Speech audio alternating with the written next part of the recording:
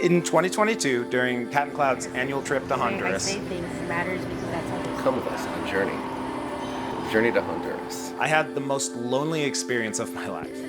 This was my first trip out of the United States, and I have this irrational fear of being stranded wherever I travel.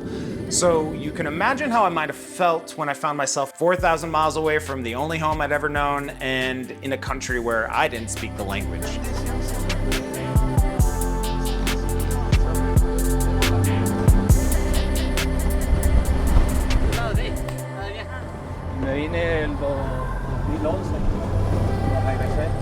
We were meeting up that day with Angel Antonio Rivera and Pedro Garcia, two producers that are part of the Best Friends Club. And for this particular visit, we made the choice to hike straight to the farm as opposed to driving the long way around. The only issue with this choice being that the trail was virtually straight up and it was less of a path and more of a hillside covered in crushed vegetation. We set out at a quick pace, traveling up the mountain with people who hike it multiple times a day, and sometimes carrying sacks of harvested coffee with them. It's fine. I do this all the time. I was at the back of the group doing my best to keep up, and I'm not out of shape, but I wasn't in the shape needed for this pace. Why is there's zero chance most anybody could have just done that walk that we did. That was zero chill. And it didn't help that I had to keep one hand in the air so the camera I was carrying stayed safe.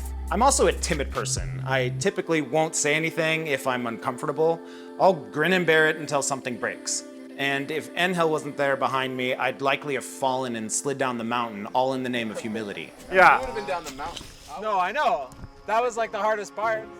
We decided that Pedro, Jared, and Charles would all hike ahead and Angel would stick with me. He quickly whipped up a hiking stick on the fly and patiently went with me, showing me where I could grab and flattening all the brush that might be hard to get over. I would stop and take a breath every few meters, and I would be tripped up every few steps as loose soil would slide out from under me, all while feeling bad, feeling like I was keeping him back from the rest of the group. During one of these times on the ground, the louder thoughts started to get to my head. Then Angel tapped me on my shoulder and just pointed up. This made me feel worse because I thought he was pointing to where we needed to go, but as we worked to communicate, my head got quiet enough to where I could hear what he was really pointing at. I could now hear the sound of the birds that were ringing out through the trees that lined the mountain. At that point, everything slowed down. I caught my breath and shut down all the things that were getting to me in my head.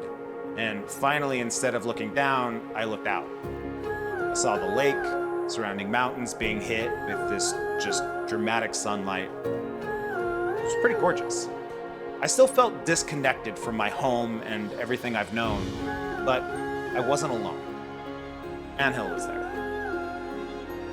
I work for a coffee company, but what is most important to us are moments like this.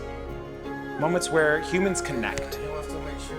Because connection is everything. Maybe it's with someone you've known your whole life. Maybe it's with someone who doesn't even speak the same language as you. But anything is possible when you connect with people around you. Angel connected with me, and all he did was point to the sky.